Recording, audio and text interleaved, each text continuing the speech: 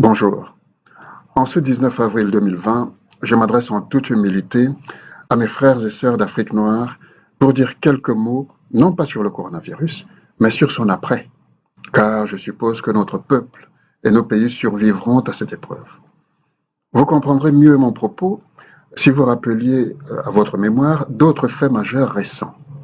Les Britanniques sont en plein Brexit, la Russie a envahi une partie de l'Ukraine, les États-Unis ont renié différents accords internationaux et parlent de ne plus financer les Nations Unies, voire de quitter l'OTAN. Vous avez constaté par vous-même, n'est-ce pas, que ces événements et leur gestion, plus la pandémie actuelle et ses divers développements, n'ont pas seulement révélé la fragilité des relations entre les peuples, ils ont mis en évidence les faiblesses des gouvernements, des dirigeants, des institutions et les faiblesses de la communauté dite internationale. Je dis faiblesse, mais vous pouvez inclure dans ce mot les notions les plus abjectes d'hypocrisie et d'imposture qui ne vous ont certainement pas échappé.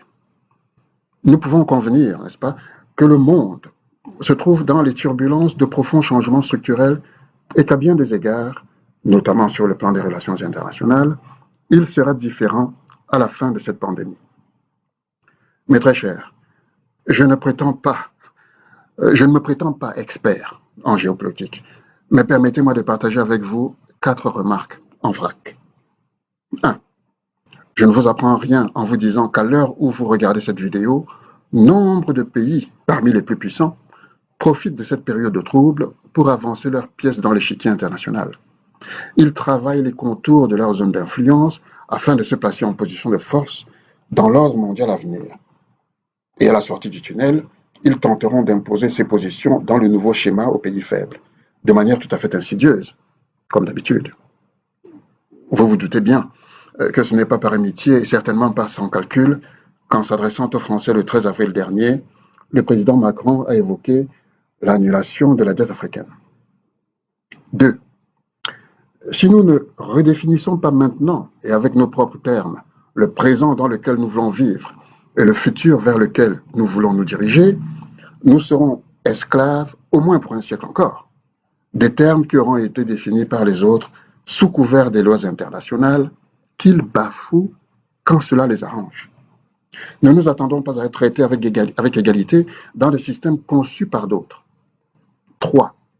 Pour ce qui est de notre place dans le monde, redéfinir nos positions et vivre selon nos propres termes correspond à 1 million de choses.